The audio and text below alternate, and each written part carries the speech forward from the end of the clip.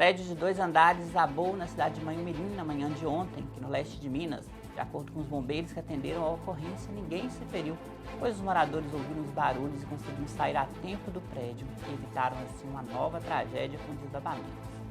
E você vai ver também, 130 anos depois da abolição da escravatura no Brasil, o país ainda convive com escravidão social, trabalho escravo e discriminação. A Prefeitura de Valadares emite nota a respeito do médico preso no fim de semana acusado de cobrar para a emissão de laudo médico em hospital municipal. As fake news chamam a atenção até do Papa Francisco no Dia Mundial das Comunicações. E essa semana a revista Superi completa 1 ano no ar. A partir de agora, na revista Superi.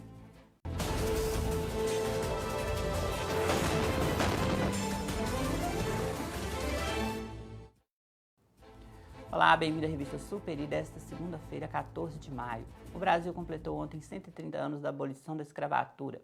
O processo de abolição aqui no Brasil foi gradual, começando com a Lei Eusébio de Queiroz, de 1850, seguido pela Lei do Ventre Livre, de 1871, Lei dos Sexagenários, de 1885 e finalizada pela Lei Áurea, em 1888.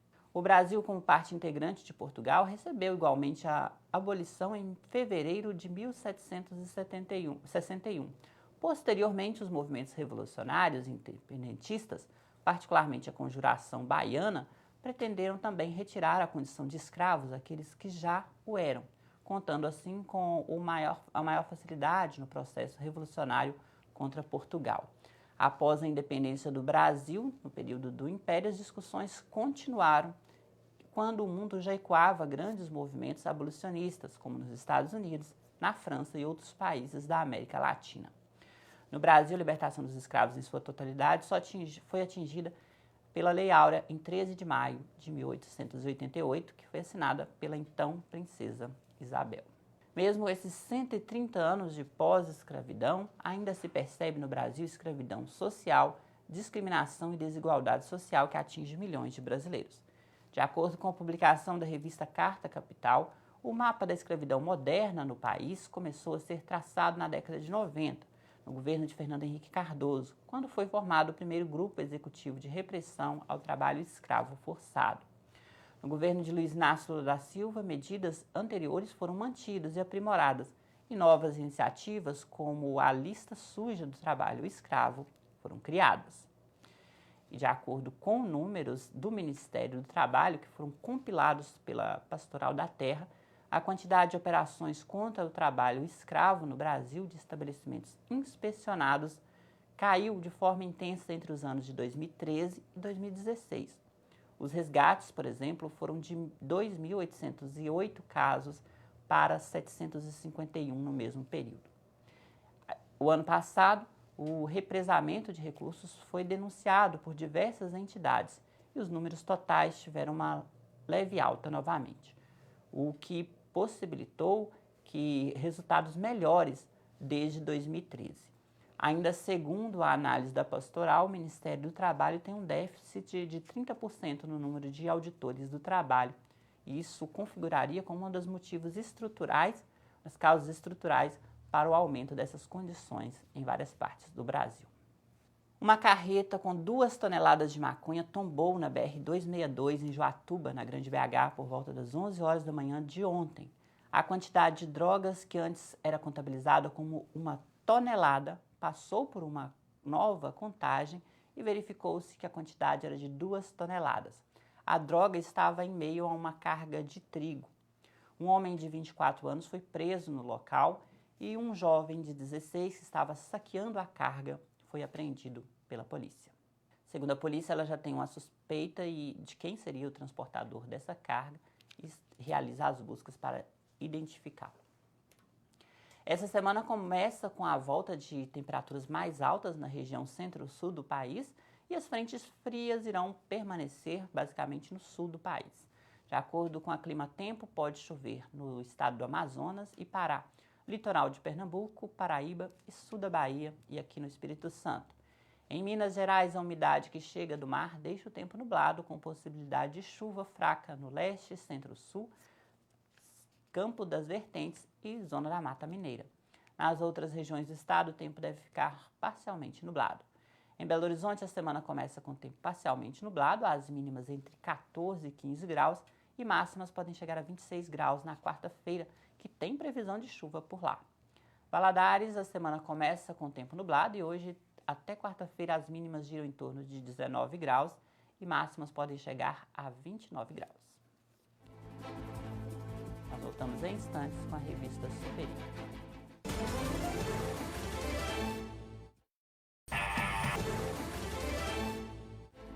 Estamos de volta com a revista Superi. O médico foi preso na última sexta-feira aqui em Valadares pela cobrança de R$ 150 pela emissão de um laudo médico para que uma paciente entrasse com um pedido do seguro DPVAT. No momento da prisão, o médico estava de plantão no hospital municipal que atende exclusivamente pelo Sistema Único de Saúde e, portanto, não deve haver cobranças de quaisquer valores. Quando ele solicitou a um paciente o pagamento de R$ 150 para emitir o laudo médico. Durante as investigações no local, a Polícia Civil apurou cobranças ilegais por parte de diversos profissionais da saúde, de diversas especialidades de valores indevidos, quando do atendimento médico hospitalar pelo Sistema Único de Saúde. Documentos relativos à prisão em flagrante do médico Dinaldo Oliveira foram apreendidos e comprovam a materialidade do crime de corrupção passiva. A pena pode chegar a 12 anos de prisão. De acordo com informações da Polícia Civil, durante o interrogatório, o médico reservou-se ao direito de permanecer em silêncio. O inquérito foi encaminhado para a Delegacia de Crimes contra a Administração Pública para prosseguimento das investigações. O Ministério Público do Trabalho também investiga as investigações. Em nota, a Prefeitura de Valadares disse que a administração municipal tomou conhecimento do fato através das informações da Polícia Civil e, caso venha a ser confirmada a ilegalidade da conduta, vai abrir um processo administrativo, no sentido de instaurar um procedimento no âmbito da administração pública municipal para apurar a suposta irregularidade.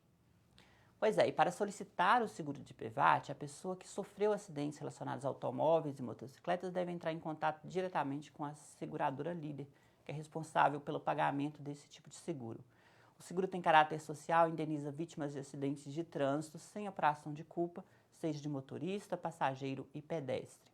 O DPVAT oferece cobertura para 3 tipos de natureza, de danos como morte, invalidez permanente e reembolso de despesas médicas e hospitalares. A seguradora líder alerta que a pessoa interessada não deve utilizar ajuda de terceiros para conseguir esse tipo de indenização. O pagamento é feito diretamente em conta bancária, corrente ou poupança da vítima ou de seus beneficiários, em até 30 dias após a apresentação dos documentos. De acordo com a seguradora líder, as informações estão no seu site na internet, o procedimento é gratuito e pode ser realizado diretamente na página da seguradora na internet. Amanhã desse sábado foi de movimentação nas salas de vacina do município de Valadares, tanto nas 39 unidades de saúde urbana quanto nas 10 na zona rural. O dia foi definido como o Dia D e faz parte do calendário nacional de vacinação contra a gripe influenza em todo o Brasil. Em Valadares, 145 servidores foram mobilizados para os trabalhos da campanha. As unidades de saúde funcionam de 8 da manhã até às 5 da tarde para atender o público-alvo. Pessoas acima de 60 anos e pessoas portadoras de doenças crônicas não transmissíveis devem apresentar uma justificativa médica para receber a dose da vacina. A expectativa do Ministério da Saúde é que 90% da população seja imunizada, já que esta ação visa minimizar as internações relacionadas à gripe e também complicações e até mesmo mortes. A campanha continua em todo o Brasil, aqui em Valadares, até o dia 1º de junho, nas unidades de saúde municipais. Nós voltamos em instantes com a revista Superi.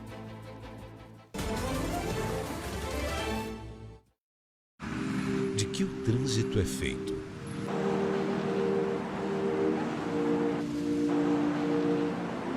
Se você olhar mais de perto, vai ver que ele é feito de pessoas.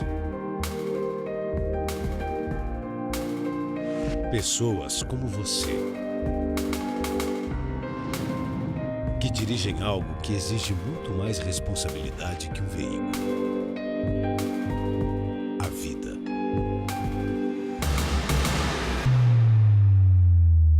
E que, sem pensar antes, acabam matando e morrendo. Por isso, seja consciente e evite os acidentes.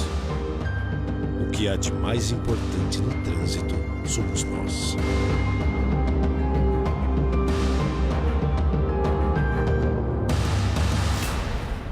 Maio Amarelo. Nós somos o trânsito.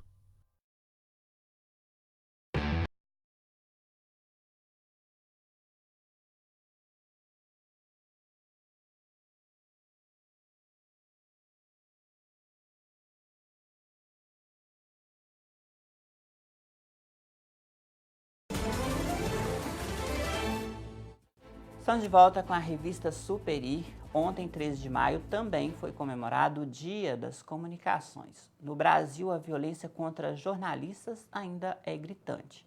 Dados da Associação Brasileira de Emissoras de Rádio e Televisão, a ABERT, divulgados no último dia 7 de maio pelo portal especializado Comunique-se, mostram que até maio deste ano, 2 jornalistas foram assassinados aqui no país. E outros 41 casos de violência não letal foram registrados. A revelação foi feita durante a audiência pública do Conselho de Comunicação Social, um órgão auxiliar do Congresso Nacional. Na audiência, o diretor da ABERT, Paulo Tonetti Camargo, lembrou que o Brasil ocupa o 102º lugar no ranking de liberdade de imprensa mundial.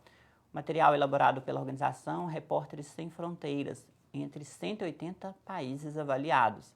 O relatório lançado em março pela associação mostra que no ano passado houve um caso de assassinato de jornalista no país e 82 de violência não letal.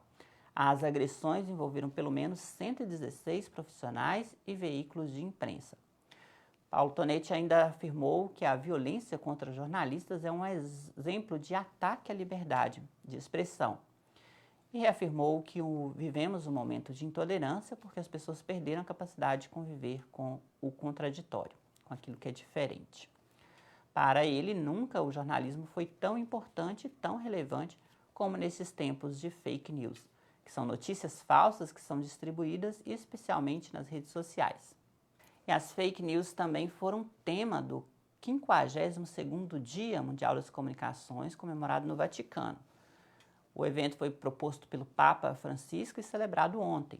De acordo com o jornal português, o Papa Francisco comparou as fake news com passagens de traição do livro de Gênesis. Para o Papa, as notícias falsas podem ser definidas como informações infundadas, baseadas em dados inexistentes ou distorcidos, tendendo a enganar e manipular as pessoas. Por isso é preciso olhar com atenção e perceber quando isso acontece, principalmente quando você tem acesso às notícias. Essa semana, a revista Superi, seu jornal diário aqui da Cabo TV, completa um ano no ar. Um projeto para levar informação e notícias para você todos os dias. Notícias internacionais, nacionais e locais, de Valadares e região. As notícias ruins, que infelizmente temos que dar, mas também um jornal feito de boas notícias, viagens, cultura e oportunidades. Um jornal feito também por quem o assiste e contribui com informações via redes sociais. Informações essas que são apuradas antes de serem levadas ao ar. Informações também dos grandes jornais e daqueles que estão iniciando novos projetos na comunicação. Assim, a revista Superi, muita coisa mudou desde o primeiro dia no ar, sempre visando a informação correta para você. Ao longo desse ano também erramos algumas vezes, mas sempre buscamos corrigir o nosso erro, partindo do princípio da correção da notícia. Esta edição do Revista Superi fica por aqui. Um ótimo dia para você. Até amanhã.